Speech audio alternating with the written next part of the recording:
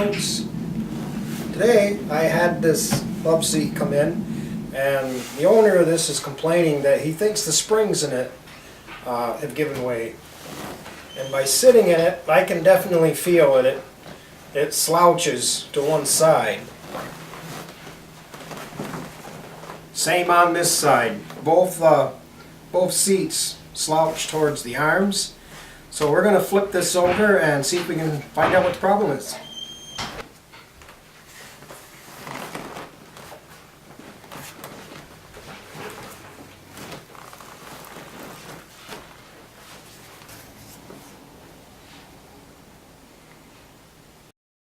So in this angle you can get a little broader view.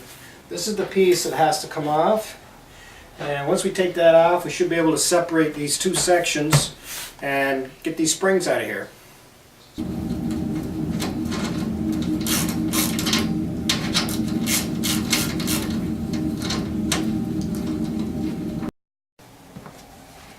Once we've got the rails removed, these should just separate.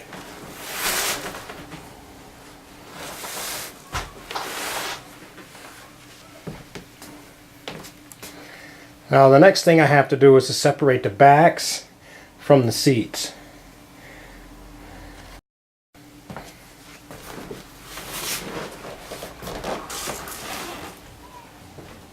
Usually the backs are fairly simple to separate. In the case of this chair, there's a part here on the outside back that's just held on with Velcro. Once the Velcroed flap is lifted up, we usually have two brackets, one on each side, and in this case there's some little thumb tabs to pull these tabs out, and you should be able to slide the back right off. Sometimes it helps to have a helper to get on the other side and pull this tab out. It slides right off. With the back off the chair, I can turn it upside down on its arm.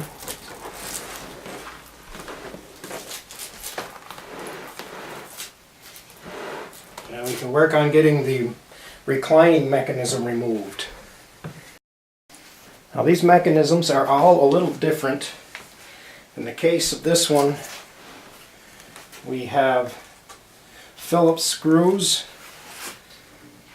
and there's also a cable that connects to a lever that allows you to recline. So we're going to have to disconnect the cable as well.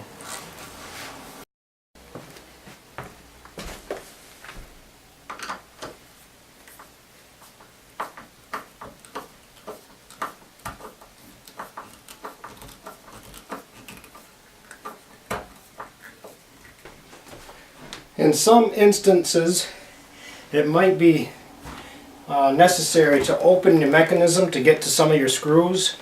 Just be careful you hold it so it doesn't just pop out on you.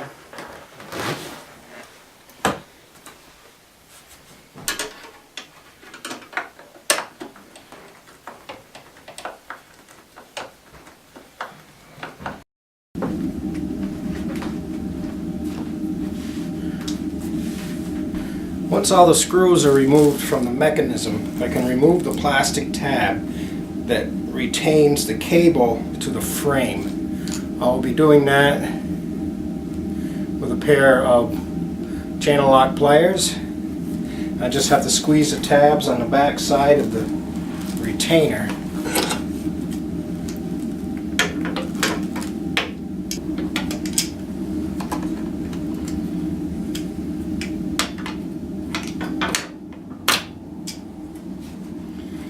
Once that is free, you can remove the cable from the mechanism.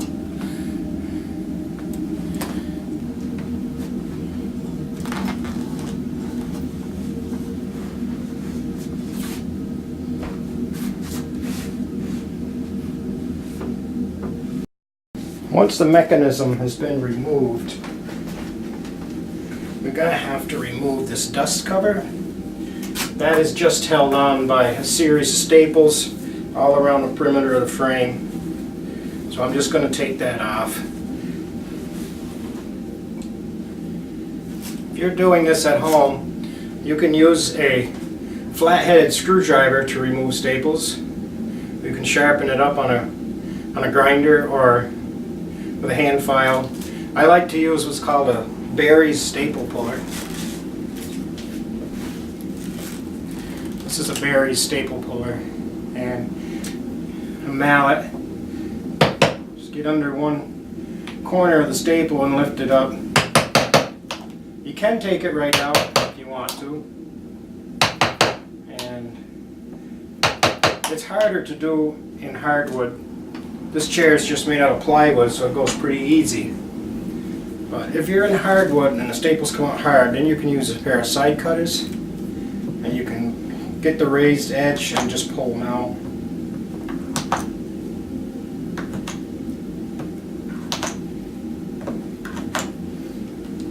The dust cover has been removed. You can really see the extent of the damage here. The next thing we want to do is to get the broken springs out. And to do that, we've got to concentrate on what's called a three-prong clip. And that's that clip right there, that silver colored piece of metal.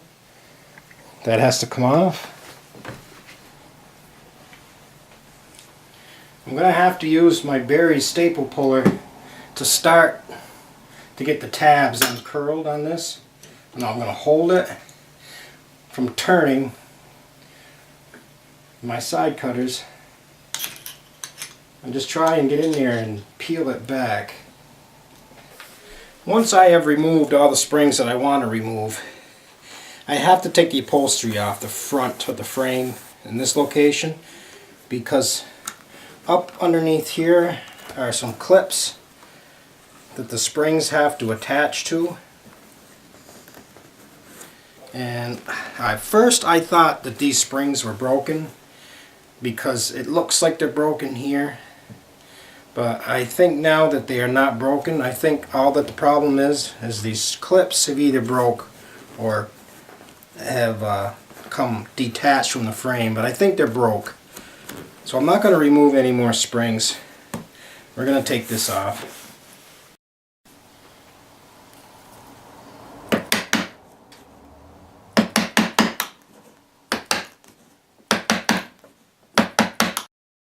Once I've removed the staples across the front of this upholstery, I can lift this back over the frame and we can get to the clips.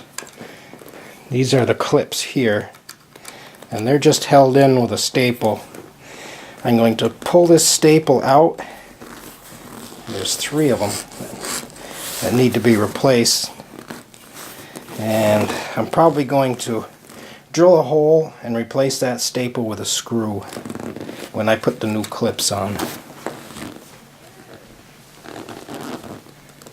Sometimes you can just pull these out with a pair of side cutters.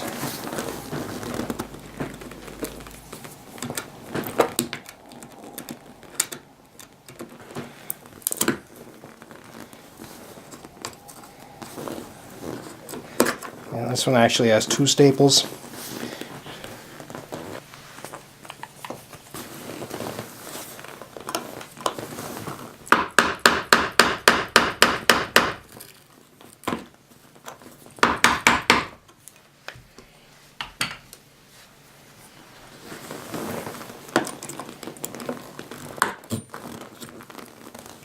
I'm going to do the same thing with the other 2, then we'll put in some new ones. I like to drill a pilot hole where I put my screws in. I've already got a couple of holes here from where the staples were. I can see where my first pilot hole has to go. It's right in the staple hole.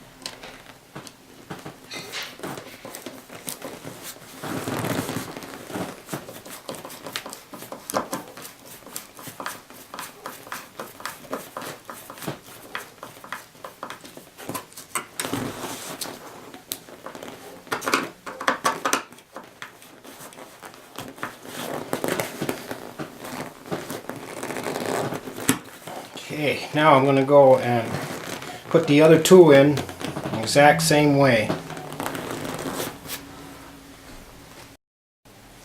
Once all three clips are in, I can go back and drill my pilot hole, which I already drilled it in the wood on this one here.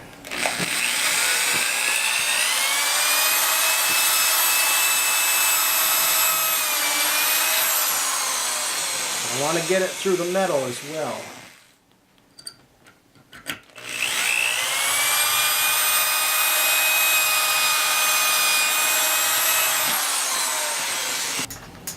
I also need to go up a couple drill bit sizes bigger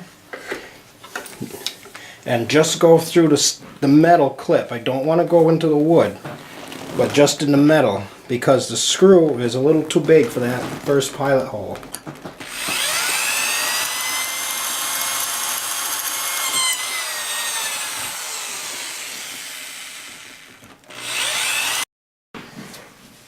To reposition the springs into the clips, we need to use a fairly specialized tool.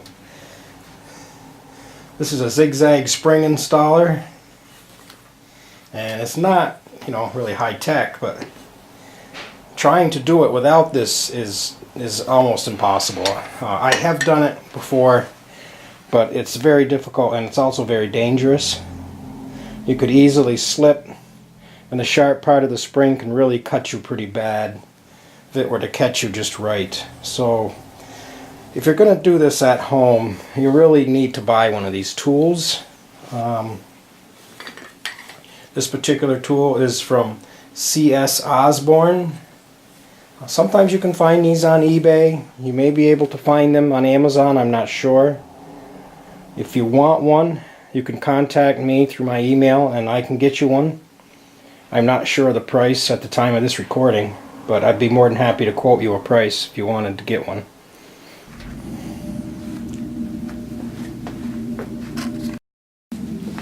Now, how you would use this tool is you would go around the spring with this part, and this part goes on a frame, and you just use the leverage to hook this over the clip.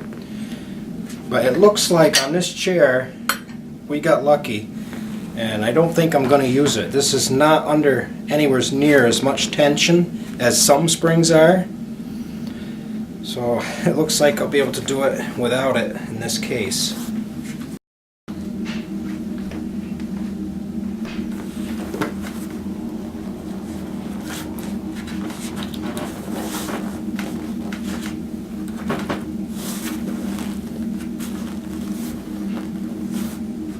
Now I'm just going to do that with the other two springs. Now that I have all the springs attached, I'm going to take and put a screw right through there where I pre-drilled previously.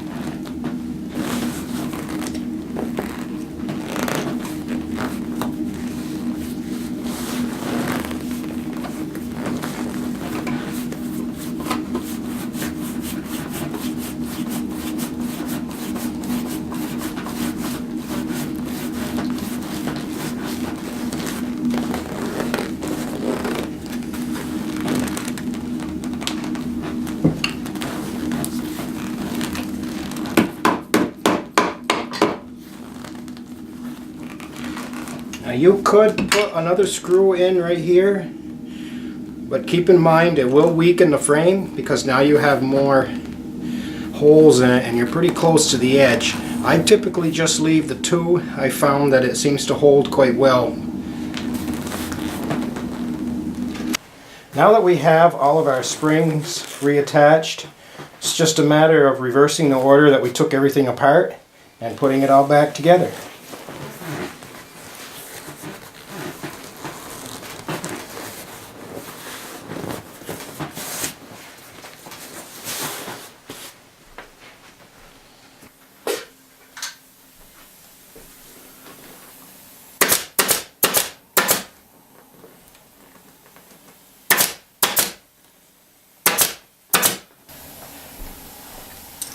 Now we also have to replace the three-prong clips that we removed earlier, and I have brand new 3-prong clips, and I also have a pair of special 3-prong clip pliers. You can reuse your old clips if you want to take the time and straighten them out with a pair of needle nose pliers. And if you don't have these 3-prong clips, you can put them on with pliers. I found that these pliers don't really work all that great. They basically get it started, and then I have to go back with pliers and tighten it up anyways. And you can also use a spring twine and just tie these. You just want to make sure you tie them good and tight.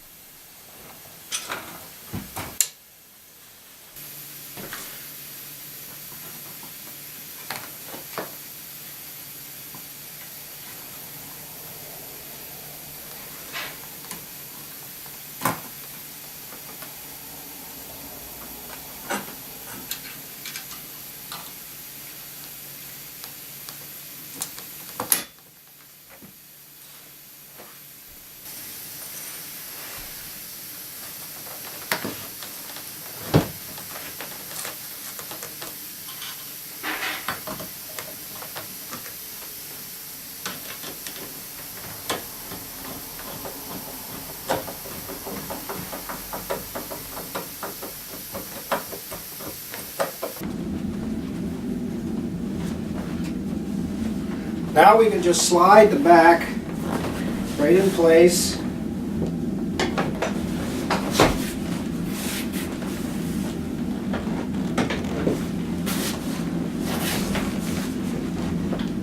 That'll latch all by itself. Now we just repeat the process on the other section. I know, it doesn't really look much different now from when we started.